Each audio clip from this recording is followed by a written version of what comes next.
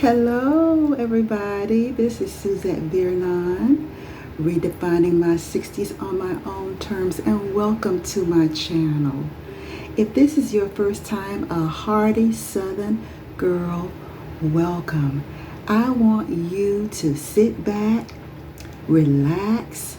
If you've got a little bit of tea, you might even want to grab a journal for this one, because it's been a very long time since I have really brokered this topic to this degree since I retired.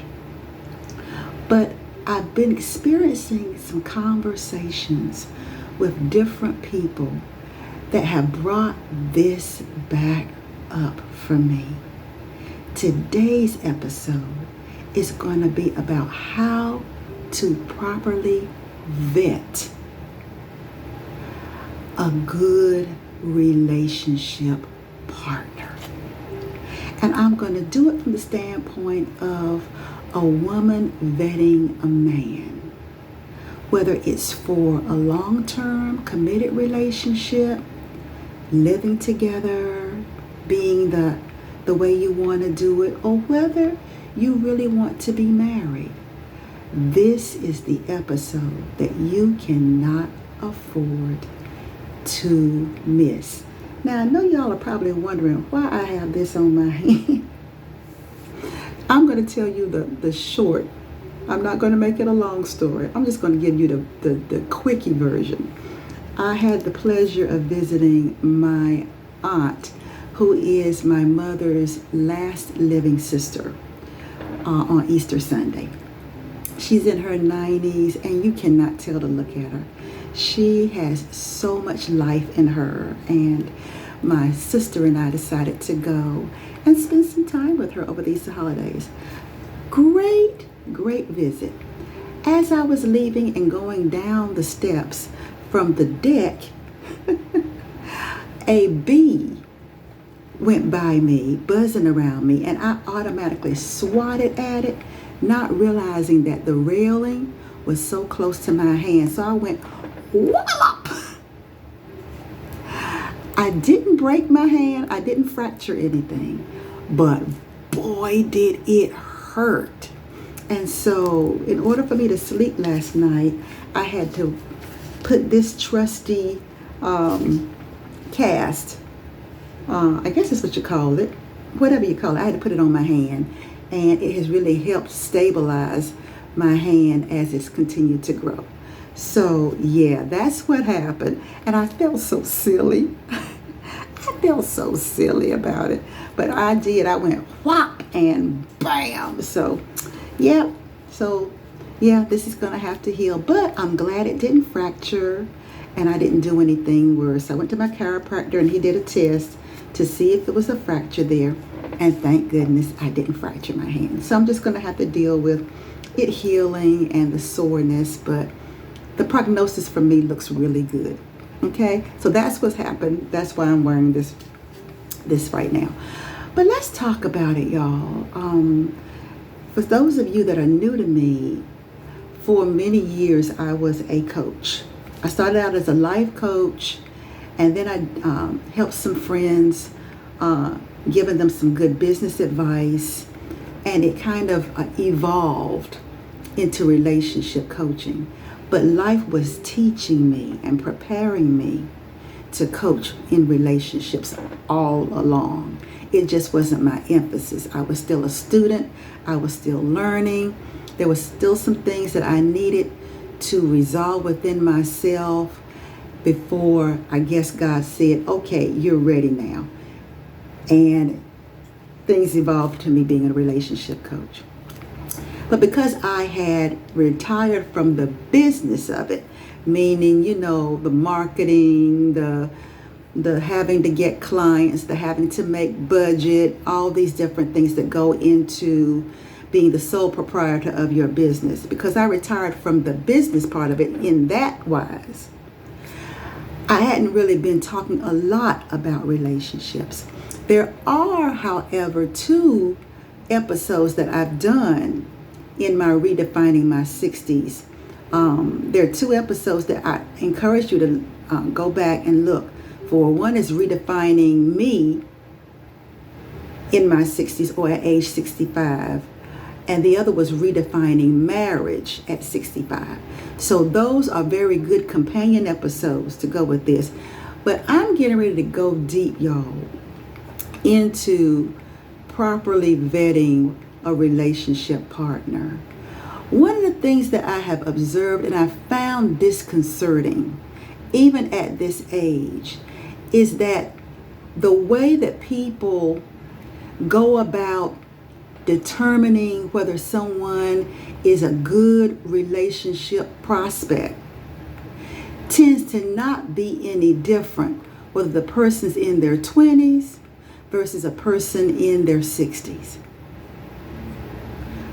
I'm telling you, I have had conversations over the years, and even most recently, with mature women in their 50s, in their 60s, and the way that they talk about men and relationships has not evolved from the way I used to think about relationships when I was in my 20s and in my 30s. And that's concerning because we have grown older in age, we have evolved, we've become more educated, we've moved up in our businesses, we have evolved. Those of us who are Christians, we have gone to church and we have studied to learn more about this walk with Christ. But I don't see the same energy, diligence, and investment when it comes to a very, very significant part of our lives. And that's who we decide to allow in our most intimate and most vulnerable of spaces. Who we marry, who we sleep with, who we give our hearts to, who we give our time and our energy to. We do not put in the same effort. And as a result, my observation has been our growth has been stunted in our relationships. For some of us, the stunting went way back to when we were children and had a traumatic event that shaped how we saw ourselves and how we saw romantic relationships, or the trauma came from a failed relationship, a disappointing relationship, something that happened, whether it ended in divorce or you had a very traumatizing experience in your romantic relationship life that has shaped or stunted you, making you a slave to whatever experience of yourself, whatever thing you walked away with that relationship, thinking about yourself, thinking about men, thinking about what you deserve, don't deserve, your worthiness when it comes to love. And I'm hoping by sharing some things that I jotted down that helped me in the vetting of my current relationship partner, who is my husband. We got married when I was 55 years old. And now at 65, we're celebrating 10 years of marriage. And I met him in my 50s, around 50 or 51 years old. So when you look at the whole arc of our relationship journey, it's been 13, 14 years as a mature woman, right? But I had to go back and heal those areas that had gotten messed up and mixed up along the way, that caused me to accept less than what I deserved, less than what I thought I was worthy of. All those things, I had to go back and fill in those holes in my self-understanding, in how I saw myself, in how I saw relationships. I had to heal those holes. The misinformation that somehow or another got all mangled and mixed up even in my theology, even in the way I understood the Bible, even in the ways that relationships were modeled for me.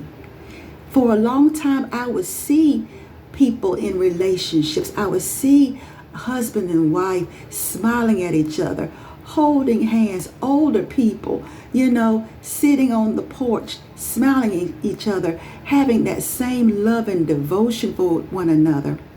But I did not know how to get that. I wanted that, but I didn't know how to get it. And so I deferred to the romantic relationship industry, and tried to let that be my teacher and set up my expectations in relationships. And sadly, this whole romantic industry, what was modeled, what mama and them said, failed me, because in my trying to live in that type of system, I wasn't able to get the kind of love that my soul truly desired, and that I now know God put a desire in me for. So my relationship journey has truly been an evolution that has gone from, instead of falling backward, falling forward, healing some misinformation, some trauma around relationships, some trauma around how I saw myself and my worth and my worthiness and my enoughness in relationships, and has helped me in my vetting of a suitable partner, someone that I could live with, grow with, fall in love with over and over again. So I had to disconnect from a lot of things, deprogram, reprogram authentically. And so that is the basis from which I'm going to talk to you about properly vetting someone who you want to date, who you feel like is worthy of your time and attention and effort to even date, and even to transition to when it comes to a long-term partnership. Now, one of the things that I'm seeing that's happening with the older women that I come in contact with is this tendency to skip steps. To skip steps in the same way that my 20-year-old self, or rather my 30-year-old self, the same things I told myself to rationalize skipping steps. One, because I didn't know any better, and two, because I had been reared on a heaping helping of fantasy thinking when it came to relationships. Okay? So that's where I'm coming from. Am I a Christian woman? Yes, I am. So I understand what the church teaches us about relationships, especially man and wife relationships. So I understand that. I also understand how we women tend to approach relationships when we have met someone that makes us feel hopeful that maybe this man will be able to love us the way we have always imagined and fantasized love would be, right? And the place we go to in our heads that causes us to lose our sense of sensibilities, lose our voice, that tends to cause us to rationalize, as my friend and forever mentor Patrice Washington often says, ration out lies, to convince ourselves that we know more about this relationship than we truly do, and we justify our not knowing. We spiritualize our not knowing. We do this thing in our heads, and even might even employ some psychobabble.